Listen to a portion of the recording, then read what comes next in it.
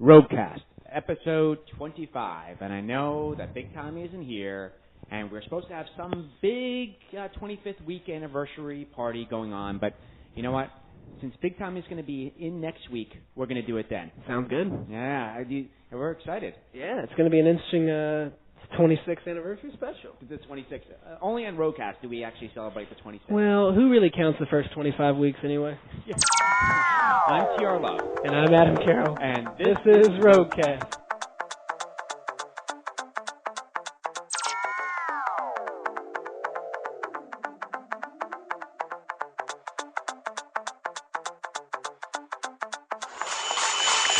Program of music to bring you a bulletin just received in the WOR newsroom.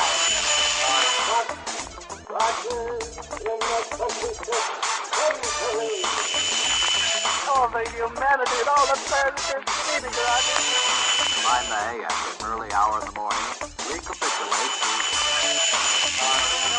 This is really new.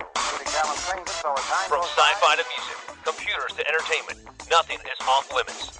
Coming to you live from the Danger Room, voted best new two-person podcast east of Atlanta. This is RogueCast. And now, here is your host, T.R. Love.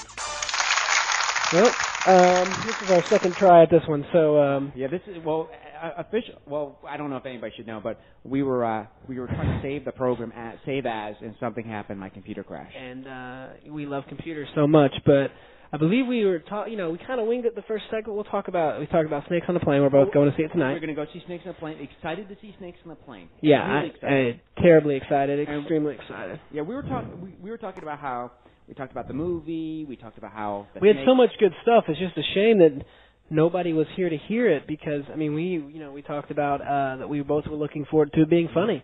I don't think a lot of people go into horror thriller movies for comedy. Well, but I think this is the whole thing with Snakes on a Plane. Besides the whole SOAP, Snakes on a Plane, yeah. And that Samuel L. Jackson is the only name recognition actor on it.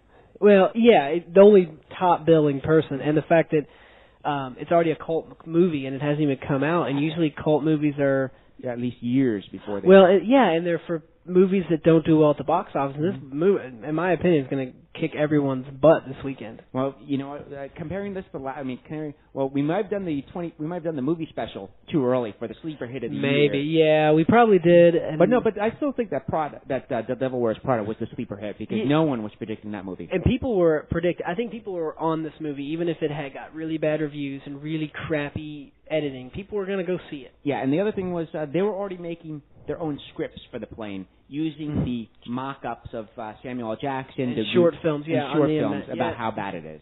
And which is amazing, the fact that anybody will go to that much trouble for a movie that's probably quite possibly the worst movie made this year, if not of all time. And I say the worse it is, the better it will do in the box office. If the movie is average, it will fail. If it does anything, if it's a C or C minus, it will. If it's a C minus movie, it will fail because everyone's will be disappointed. There'll be no word of mouth. No, if the movie is completely terrible, so much so that you can see the boom mic, so much so that you can see the director or the best boy who doesn't even belong in the movie, holding a clipboard, knowing that without anything else. It'd be cool to see if the snakes were fake, like when they used the animatronic or the CGI, and you could see a cord pulling a snake. That might be a better movie. How about the plane with the two strings? Yeah, it is. As the director's moving it through. The wind's blowing. We talked about it in our summer movie special that I thought, in my opinion, when we were talking about Snakes on a Plane, that it would have done $4 billion if they'd have just released it when everybody was so hyped about it, even if it was half PG-13, half rated R, or unedited, or the CGI were incomplete. It would have killed. Anyway, it doesn't matter. People would go see it, and people are going to go see it, and people are going to show up in droves to see this tonight. I mean, so much so that my group of friends, we've already bought our tickets. I'm going tonight. I'm going to a different theater. You're going to Park Plaza. You're not going to where all the high school kids are. Yes. You're going to the cool adult hangout. I'm going to the high school kid place, which means we're going to get a lot of kids that are just turned 17. And don't forget that they will be. They might be under the, some of the influences of which could make the movie better or worse. Well, I mean, there's always, when you think about movies, some of the best movies are under the influence movies. Mm-hmm. Like Rocky Horror. Yeah, Rocky I don't think Horror. I've ever seen that movie sober. Yeah, you gotta have a different idea about it. Like, if you can go see this movie is one of those where you really don't have to pay attention. You know the plot. Basic premise of the plot: snakes on a plane. Samuel L. Jackson's there to kill him. Mm-hmm. I've just basically lined out half the plot for you. All right. No, I know the movies were coming out tonight. We haven't seen it. We'll place a bet. We'll play. I don't know. Dinner in a couple weeks. Right. Will Samuel L. Jackson live or die?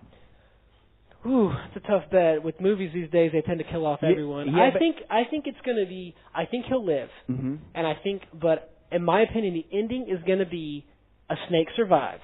Yes. And it slithers off the plane. In my opinion, with the way horror movies are going this year, of course, because they have to have a sequel.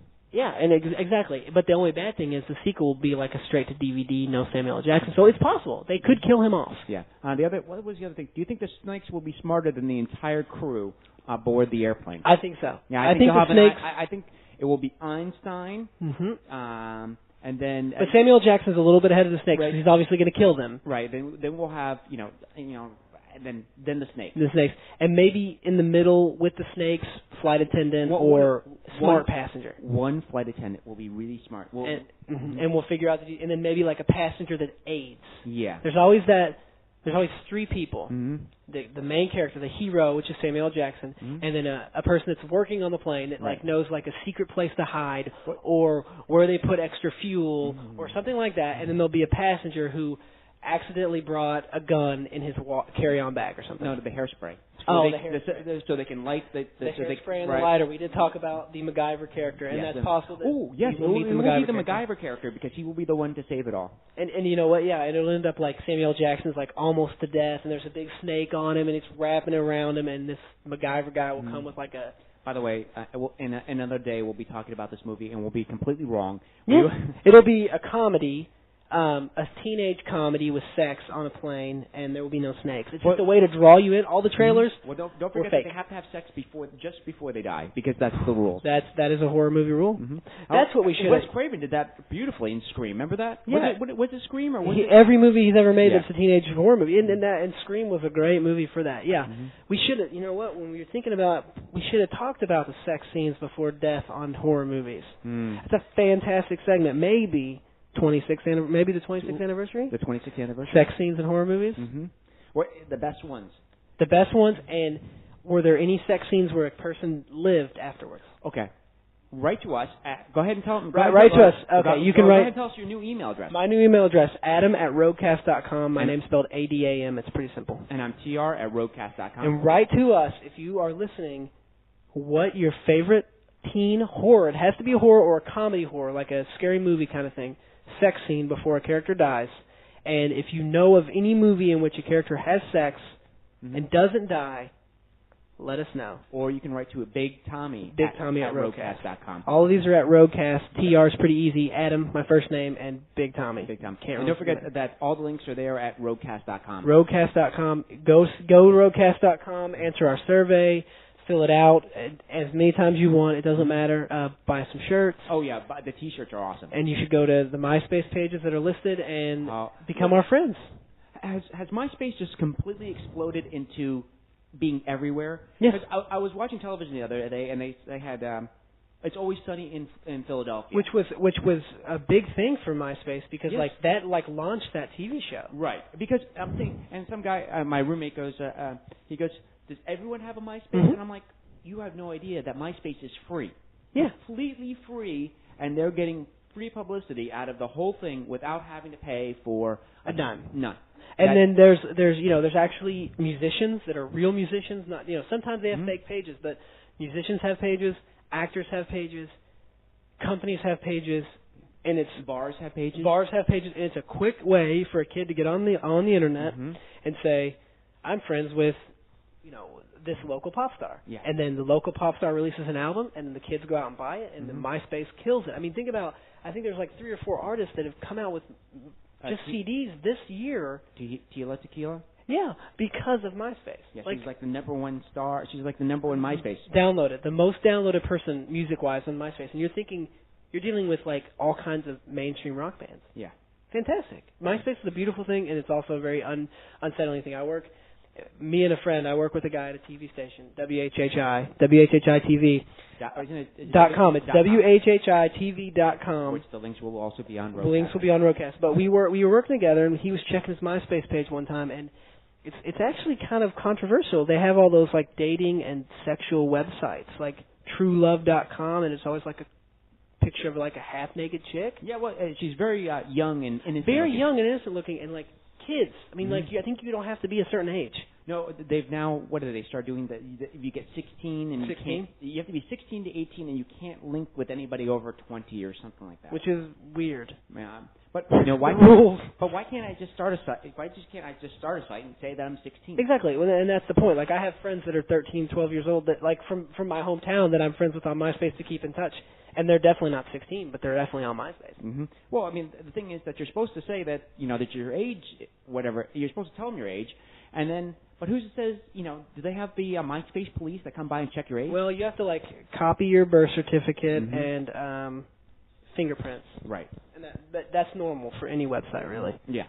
And when I put up my website, I had to actually send them one of my fingers. Yeah, so they could have a fingerprint. Or your first child.